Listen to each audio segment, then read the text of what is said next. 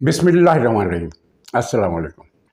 नाज़रीन, धुंध छटने लगी है और अगरचे अब भी धुंध है और कुछ दिन तक रहेगी, लेकिन चीज़ें अब क्लियर हो रही है। पार्लियामेंट जो है वो सीना ठोंक कर एक आहनी दीवार बनकर सामने आ गई है कि आओ टक्कर मारो। और मुल्क दुश्मन करप्ट शरपसंद टोले के ख़िलाफ़ उसने अब वाज़े तौर पर लाइन ले ली है, और न सिर्फ ये कि लाइन ले ली है बल्कि मोर्चा बंदी कर ली है। एक नाकाबिल शिकस्त किस्म की सूरत हाल उसने अपने लिए पैदा कर ली है, और अब मुल्क दुश्मन अनासर परेशान हैं कि वो खुद बंद गली में कैसे आ गए।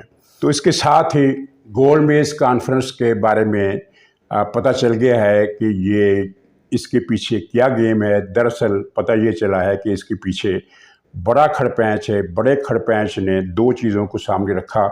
एक तो ये रखा कि अब हम बंद गली में आ गए हैं, आगे किस तरह बढ़ें। ज़ाहिर है पूरी हुकूमत को, पूरी असम्बली को किस तरह तौहीन अदालत में नाअहल कर सकते हैं। वैसे इनका प्लान है, जो इनके बच्चों के व्हाट्सएप ग्रुप के ज़रिए से जो चीज़ें सामने आ रही हैं, उसके हवाले से कुछ लोगों को मरहलावार नाअहल करने का प्रोग्राम भी है। लेकिन बंद गली को सामने रखते हुए इन्होंने सिराज उल हक साहब को हस्बे साबक इस्तेमाल किया। पहले भी वो हमेशा इन ताकतों के हाथों में इस्तेमाल होते रहे, तो अब फिर इस्तेमाल हुए।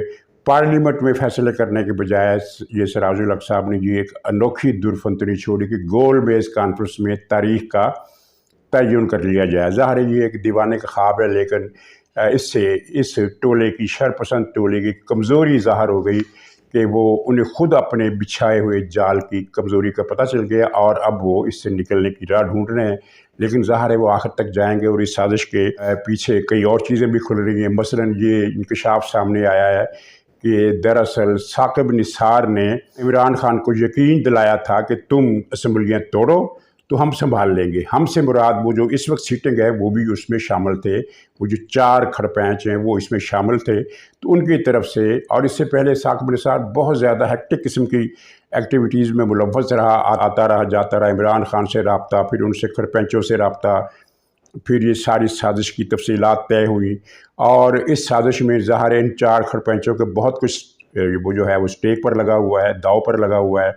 अब इनका साजिशियों के जो मफादात हैं उनमें से एक ये भी था कि जो बड़ा खड़पैंच है वो अपने बेटे को लाहौर का बड़ा चीफ खड़पैंच बनाना चाहता है। मेरा नहीं ख्याल कि अब उसका ये प्लान पूरा हो सकेगा, क्योंकि अगले महीनों में हम अफरा तफरी नहीं देखेंगे बल्कि पार्लियामेंट का इस्तेहकाम देखेंगे। और उसके बाद फिर ये जो इस तरह की चीज़ें जो पिछले 15-20 सालों की गंद की वजह से जमा हो गई हैं इन ईवानों में, उनसे रफ्तार रफ्तार निजात हासिल की जाएगी। और निजात हासिल करने के बहुत से तरीके हैं, और ये गंद जो है ये अब साफ़ होने के मरहले की जो इब्तदाई चीज़ें होती हैं वहाँ उनमें ये दाखिल हो गए हैं। तो अब आस्ता आस्ता इस गंद से निजात हासिल किया जाएगा।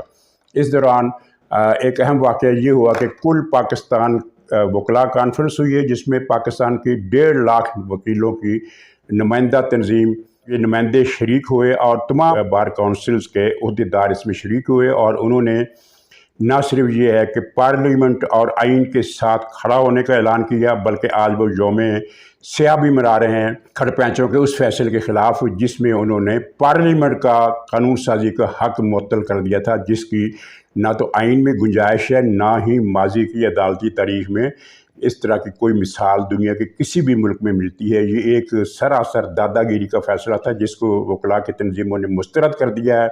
और वकला की तंजीमों ने यह भी कहा है कि ये एतजाज़ हसन जैसे नुमाइंदे जो एक तहसील की बार का इलेक्शन भी नहीं जीत सकता, वो हमारा नुमाइंदा नहीं है। और एतजाज़ हसन एक नफ्सियाती मरीज़ है जो पागलपन की आखिरी हदों को छू रहा है। अब उसकी गुफ्तगू को सुने, जिस तरह के वो दावे करता है कि इनका तो बाप भी इलेक्शन कराएगा, और ये और पता नहीं किस तरह की भी गुफ्तगू है, आप उससे अंदाज़ा लगा सकते हैं। आप उसका कोई भी हालिया दिनों का कोई भी वीडियो क्लिप सुन लें, चाहे वो प्रेस कॉन्फ्रेंस में हो, चाहे वो किसी टीवी शो में हो, तो आप देखेंगे उसका लहजा बेरबत है। और जिस तरह के वो दावे करता है, जिस तरह की वो ज़ुबान इस्तेमाल करता है, जिस तरह की वो बेसरोपा दलीलें देता है, उससे पता चलता है कि बेचारा बुढ़ापे की आखिरी मंजिल में उस मर्ज़ का शिकार हो गया है, जिस मर्ज़ में दुनिया के और इसी तरह के अय्याश किस्म के जो बूढ़े हैं वो मुब्तला हो जाते हैं, और फिर इसका कोई इलाज डॉक्टरों के पास नहीं होता। तो वकला ने भी सामने आने का फ़ैसला कर लिया है, और अब ये बात भी पूरी तरह सबके सामने खुलकर आ गई है कि जिन गिनती के वकीलों को पीटीआई अपने कन्वेंशंस में लाती है या उनसे जलसे कराती है, उनसे जुलूस निकलवाती है, वो नुमाइंदा नहीं है, वो एक हकीर सी तादाद है कुल वकला की, जो अब शायद, पहले तो ये कुछ लोगों का ख्याल था कि नहीं, अब 60 से 65% जो वकील हैं वो आइन के साथ हैं, तो 30-35% वकील हैं जो इन शरपसंदों के साथ हैं, इमरान खान के साथ हैं। लेकिन अब पता चल रहा है कि इनकी मजमूई तादाद जो है 10-15% से ज़्यादा नहीं है। बाकी तमाम वकील जो हैं वो अदालत के पार्लियामेंट के साथ और आइन और कानून के साथ और जमहूरियत के साथ खड़े हैं, और ये बात इमरान खान के लिए बड़े सदमे का बास है। तो नाज़रीन, तीसरी तरफ इमरान खान ने एतराफ़ शिकस्त के बाद एतराफ़ शिकस्त का सिलसिला शुरू कर दिया है। मैंने आपको बताया था कि मसलसल 2 इजलासों में उसने कहा कि अब हमें और किसी तरफ से कोई उम्मीद नहीं है, सिवाय इसके कि अमेरिका फ़ौज के बाजू मरोड़े, वो भी उम्मीद चल गई, ख़त्म हो गई। फिर ये कहा कि अब सड़कों पर आना पड़ेगा, तो इसने ये ऐलान भी किया है कि ईद के बाद सड़कों पर आएंगे, और उससे ज़्यादा ऐलान फवाद चौधरी कर रहा है कि ईद के बाद सड़कों पर दमादम मस्त कलंदर होगा। लेकिन पीटीआई को अच्छी तरह एहसास है, इमरान खान को भी इल्म हो गया है कि हम सड़कों पर आने की पोजीशन में नहीं रहे हैं।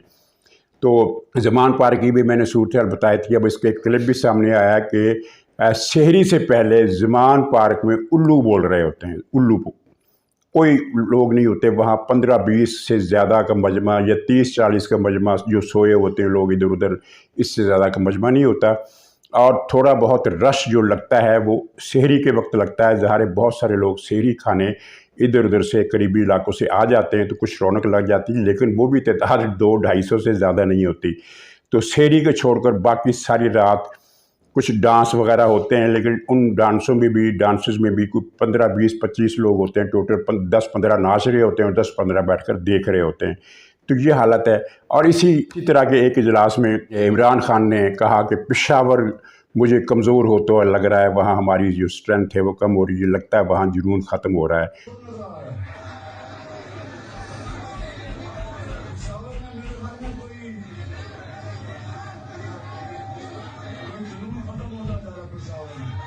मैंने आपको बताया था कि ज़मान पार्क में पश्तून खास से आने वाले अफराद की तादाद जो है वो 50% से भी कम रह गई है। यानी अगर पहले वहाँ 70-80 या 100 लोग आते थे, तो अब 30-40 या 50 लोग भी नहीं आते। अब तो खैर और भी तादाद कम हो गई, लेकिन वहाँ जो पख्तूनख्वा से पेशावर से आने वालों की तादाद एकदम कम हुई है। और ये इमरान खान का जो इतराफ़ है, दरअसल ये एक सारा एक ड्रामा जो पैसे के ज़ोर पर भी चल रहा था। जैसे जरदारी ने परसों कहा कि ये जो बच्चे इसके कैंप में नज़र आते हैं ये सब दिहाड़ीदार है, और मैंने आपको बहुत पहले बताया था कि 30,000 रुपये महीना पर इनको रखा जाता है।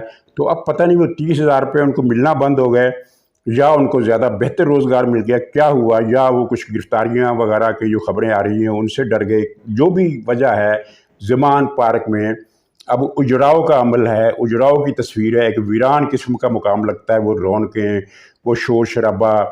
और इसीलिए इमरान खान को अब पहले से ज़्यादा ख़तरा महसूस हो रहा है कि ईद की छुट्टियों पर ऑपरेशन होगा। नाज़रीन, ये ऑपरेशन रुकवाने के लिए अदालत से मदद ले रहा है। हो सकता है अदालत कोई ऐसा फ़ैसला दे दे। ज़ाहिर है उन्होंने इमरान खान को आउट ऑफ द वे जाकर हमेशा गैर आइनी और गैर कानूनी तौर पर तहफ़्फ़ुज़ दिया है। हो सकता है वो कोई ऐसा एक नया आर्डर जारी कर दें कि ईद की छुट्टियों पर पुलिस जो है ज़मान पार्क के आस पास भी नहीं फटकेगी। लेकिन मेरा ख़्याल है कि अगर ऐसा कोई हुक्म दिया तो वो बेअसर इस तरह हो जाएगा कि पुलिस को जो हुक्म इम्तनाई दिया जाता है, अगर इस दौरान वहाँ कोई दहशतगर्द या एक क्रिमिनल पकड़ा जाए तो उसका सुराग मिले, तो फिर पुलिस को कोई नहीं रोक सकता, वो उसका हार्ट परसूट करते हुए किसी भी जगह जा सकती है। ये नहीं हो सकता कि एक दहशतगर्द छुप जाए और आप कहें कि नहीं जनाब इस इमारत में या इस इलाके में तो पुलिस का दाखिला अदालत ने बंद कर रखा है, लिहाजा ये दहशतगर्द जो है जो मर्ज़ी करे। आपके इल्म में होगा कि पिछली बड़ी ईद को PTI के लीडर ने, जिसका नाम मुझे याद नहीं आ रहा, एक खातून वकील की वालदा को कत्ल कर दिया था सबके सामने, बीच चौराहे पर, सड़क पर रौनक मकाम पर। तो उसका काफ़ी हुल्ला भी मचा था कि ये क्या हो गया, और कातिल पकड़ा नहीं गया था क्योंकि वो PTI के लीडर था और इलाके का बदनाम मुनशियात फरोश था। वो ज़मान पार्क में आकर छुप गया था।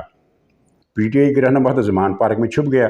لیکن پولیس نے اس پر نظر رکھی اور جیسے ہی وہ زمان پارک سے نکلا اور کسی دوسرے علاقے میں پہنچا تو زمان پارک سے چونکہ اس کی ٹریسنگ ہو رہی تھی تو وہاں سے جا کر پولیس نے اسے پکڑ لیا اور وہ مقابلے میں مارا گیا، قتل ہو گیا۔ اس کی لاش کی فسانہ عبرت یہ ہے کہ جب اس کو پولیس مقابلے میں مارا گیا یا پولیس مقابلہ کرتے ہوئے سچ مچ وہ اس نے اپنے ہی کسی ساتھی کی گولی کا نشانہ بنا، جس طرح کہ پولیس کا بیان ہے، اس بحث کو چھوڑتے ہوئے جب وہ پولیس مقابلے میں مرا تو زمان پارک میں اس کے لیے کوئی تعزیتی قرارداد تک نہیں پیش کی، کوئی بیان میں اس کا ذکر نہیں کیا گیا۔ تو پی ٹی آئی میں یہ سارے اسی طرح کے لوگ ہیں، منشیات فروش، دھندے کرانے والے، کرپٹ اور اس طرح کے لوگ۔ اب پرویز الہی اور مونس الہی کی جو جائیدادوں کے ہوش ربا قصے اسپین سے آ رہے ہیں وہ آپ کے سامنے ہیں کہ کس طرح وہ جو کینریز آئی لینڈ ہے یہ افریقہ کے ساحل سے اوپر اسپین کی ملکیت میں ہیں وہ مراکش کے ساحل کے قریب، فاصلہ ان کا افریقہ سے زیادہ قریب ہے لیکن قبضہ ان پر اسپین کا ہے۔ کینریز آئی لینڈ بہت مشہور ہیں، سیاحتی مقامات ہیں، وہاں بھی اس مونس الہی نے اربوں روپے کی جائیدادیں بنائی ہیں۔ اور ناظرین یہ ساری کرپشن پرویز الہی نے اس چند مہینے کی وزارت عظمیٰ وزارت اعلیٰ کے دوران کی ہے جو بندیال صاحب نے ان کو تحفے میں دی تھی۔ اور ناظرین یہ جو کھڑپینچ ہے ان کے انصاف کے بارے میں کیا کہی ہے، اب جو خبریں آ رہی ہیں کئی چیزوں کا نہیں پہلے پتہ چلتا تھا کہ وہ جو شاہ رخ جتوئی کا جو قتل تھا اس میں جو بری کیا گیا قاتل کو، وہ اتنا سنگین قتل تھا، اتنا سنگین جرم تھا کہ سیشن کورٹ جیسی عدالت جو کہ بہت کمزور عدالت ہوتی ہے، سیاسی دباؤ کے سامنے اس کو پسپا ہونا پڑتا ہے، اس کی بھی ہمت نہیں ہوئی کہ وہ قاتل کو بری کر سکے۔ ہائی کورٹ نے بھی قاتل کو سزائے موت دی لیکن سپریم کورٹ میں آ کر وہ بری ہو گئے۔ اور بری کرنے والے کون تھے؟ یہی تین جن کے نام آپ جانتے ہیں۔ تو ان تینوں کے بارے میں سردار داؤد کا ایک ٹویٹ بہت پہلے ہی آ چکا تھا کہ ایک کھڑپینچ کے بچوں کو قاتلوں کے خاندان نے کروڑوں روپے مالیت کی اراضی دی، خرید کر دی، یعنی گفٹ میں دی۔ گفٹ کیا، یہاں رشوت ہی کہیں گے ہم۔ تو اس کی بنیاد پر قاتل کو باعزت بری کر دیا گیا اور بہانہ یہ بنایا گیا کہ دراصل مقتول کے لواحقین نے صلح کر لی۔ تو ناظرین یہ اس طرح کے لوگ یعنی جن کو خدا کا خوف ہی نہیں ہے کہ وہ ایک قاتل کو بری کر رہے ہیں، ایک مقتول کی فیملی کو انصاف سے محروم کر رہے ہیں، تو وہ اپنے بچوں کے مفادات کے لیے کہ فلاں تاریخ کو میرا فلاں جو بیٹا ہے وہ فلاں ادارے کا چیف کھڑپینچ بن جائے گا اور فلاں جگہ یہ ہو جائے گی، تو اس بنیاد پر وہ انصاف کے فیصلے کریں تو وہ اپنے حلف کی بھی خلاف ورزی کرتے ہیں جو تحریری حلف ہے پاکستان کے دستور کا، اور اس حلف کی بھی خلاف ورزی کرتے ہیں جو انہوں نے خدا سے کیا تھا کہ ہم انصاف کریں گے اور یہ انصاف نہیں کریں گے، یہ تو ظلم کریں گے۔ یہ انہوں نے طے کر لیا صرف دولت کمانے کے لیے۔ ان کی دولت کے، ان کی جائیدادوں کے، ان کی پلاٹوں کے جو قصے سامنے آ رہے ہیں، دنیا کے کسی اور ملک میں سامنے آئے ہوتے تو کیا ان میں سے کوئی ایک بھی بچ پاتا؟ ظاہر ہے کہ سوال ہی نہیں پیدا ہوتا، لیکن پاکستان کا بابا آدم شروع سے ہی نرالا رہا ہے، یا جی جرنیل اور جگیردار کا جو گٹھ جوڑ رہا ہے 72 سال تک اس ملک پر اس گٹھ جوڑ نے قیامتیں ڈھائی ہیں۔ اب یہ گٹھ جو ٹوٹا ہے تو انشاءاللہ ان کا بھی یوم احتساب آئے گا۔ اور صورتحال یہ ہے کہ پارلیمنٹ نے جس طرح ڈٹ جانے کا فیصلہ کیا ہے اور وہ 21 ارب روپے کی رقم منظور کرنے کے فیصلے کو مسترد کر دیا ہے دوسری مرتبہ، تو اس کے بعد اب یہ صدائیں آ رہی ہیں کہ نااہلیوں کا ایک سلسلہ شروع ہوگا۔ پہلے مرحلے پر اسٹیٹ بینک کے افسر، پھر رانا ثناء اللہ اور اسحاق ڈار اور فلاں۔ تو یہ خبریں کس طرح آ رہی ہیں؟ یہ واٹس ایپ گروپ ہے ان کھڑپینچوں کے بچوں کا، تو وہ ہونے والا فیصلہ 4-5 دن پہلے ہی اس گروپ میں لیک کر دیتے ہیں کہ یہ فیصلہ آ رہا ہے، اور حرف بحرف وہی فیصلہ آتا ہے۔ کمال کی بات ہے، پچھلی مرتبہ جو فیصلہ آیا تھا کہ پارلیمنٹ کو کسی بھی قانون سازی کو نوٹیفیکیشن کرنے سے روک دیا گیا تھا وہ فیصلہ، تو وہ بھی 4 دن پہلے اس گروپ کے واٹس ایپ گروپ کے اندر ان بچوں نے جاری کر دیا تھا۔ تو اب یہی بچے جو ہیں لاڈلے بچے جن کے طرح طرح کے شوق ہیں، جن کا ذکر بھی نہیں کیا جا سکتا کس طرح کے شوق ہیں، اگر کسی مڈل کلاس فیملی کے باپ کو یہ بتایا جائے کہ تمہارے بچے اس طرح کے شوق کر رہے ہیں تو وہ ایسی شرم سے ہی مر جائے۔